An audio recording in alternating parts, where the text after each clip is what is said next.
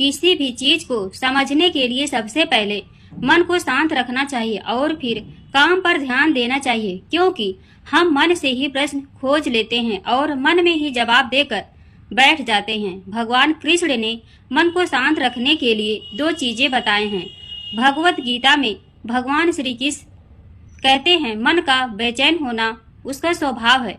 हमारे मन को लगता है कि अगर वह अलग अलग बातों के बारे में सोचता रहेगा तो हमें आने वाली हर मुश्किल और मुसीबत से बचा लेगा, पर ऐसा होता नहीं है। हम अपने जीवन का काफी अधिक समय सोच विचार करके परेशान होने में निकाल देते हैं। भगवान श्री कृष्ण कहते हैं कि मन का यह स्वभाव बदलना मुश्किल जरूर है, असंभव नहीं। अच्छा, अब आप एक बात बताइए, क्या आप कौवे को कह सकते हैं कि वो कांव कांव की आवाज ना करे, या फिर क्या आप किसी मेढक को कह सकते हैं कि वह पानी देखते ही ऊंची छलांग ना मारे? हमारे मन का भी कुछ ऐसा ही है।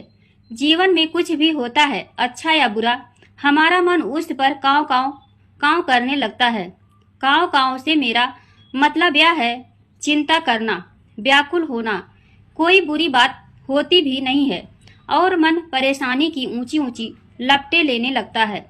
कभी कभी तो मुझे ऐसा लगता है कि हम में से कई लोग सिर्फ परेशान होने के लिए जीते हैं। सारी परेशानी, पीड़ा, दुविधा अक्सर हमारी मन की बनाई हुई कहानियां होती हैं। भगवान श्री कृष्ण हमें हमारे मन को शांत और स्थिर करने के लिए 2 उपाय देते हैं। पहला, ध्यान लगाना या मेडिटेट करना। दूसरा, वैराग्य भाव सीखना। अब ध्यान या मेडिटेशन शब्द सुनते ही आप में से कई लोग कहेंगे कि आप आंख बंद कर सांसें अंदर बाहर नहीं ले सकते। यहाँ हम सब गलती कर बैठते हैं। मेडिटेशन या ध्यान का मतलब सिर्फ आंख बंद कर बैठना नहीं होता। मेडिटेशन का मतलब होता है अपना पूरा ध्यान किसी चीज पर लगाना और उसे हटने नहीं देना। अगर आप रोटी बना रहे हैं तो सिर्फ उस बात पर ध्यान दीजिए। अगर आप पिक्चर देख रहे हैं तो अपना पूरा ध्यान पिक्चर पर लगाएं। यह मत सोचिए कि पिक्चर देखकर आप अपना कितना वक्त बर्बाद कर रहे हैं। जब आप जीवन के हर छोटे बड़े काम को पूरे ध्यान से करते हैं तो आपका जीवन ही एक मेडिटेशन बन जाता है। ऐसे जीवन में शांति, स्थिरता, साहस और सफलता का होना अनिवार्य है। वैराग्य भाव दूसरा उपाय।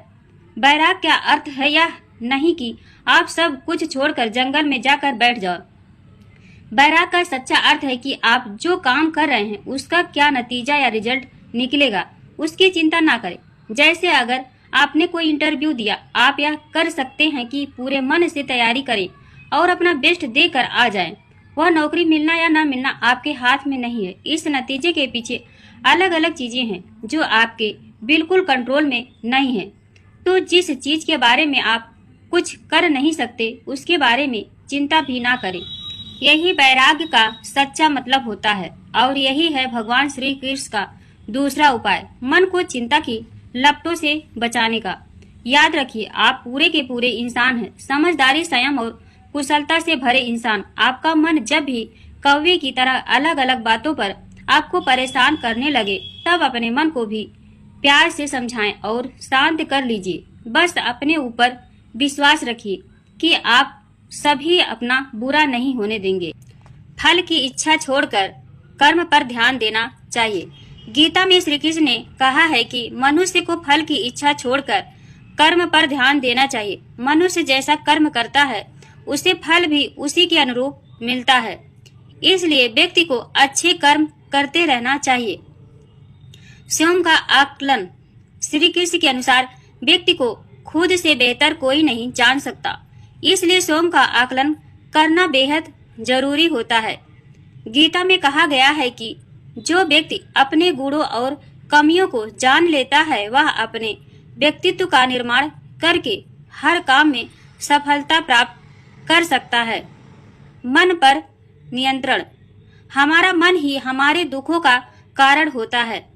ऐसे में श्री कृष्ण ने गीता में कहा है कि जिस व्यक्ति ने अपने मन पर काबू पा लिया है वह मन में पैदा होने वाली बेकार की चिंताओं और इच्छाओं से भी दूर रहता है। साथ ही व्यक्ति को अपने लक्ष्य को भी आसानी से प्राप्त कर लेता है।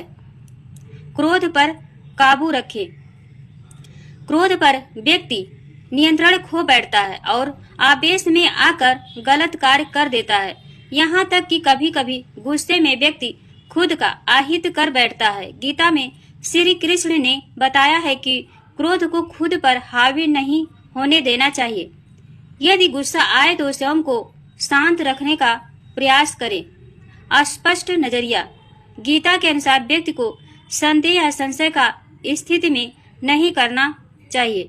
जो लोग संशय का स्थिति में रहते हैं उनका भला नहीं हो सकता है। जीवन में अस्पष्ट नजरिया होना चाहिए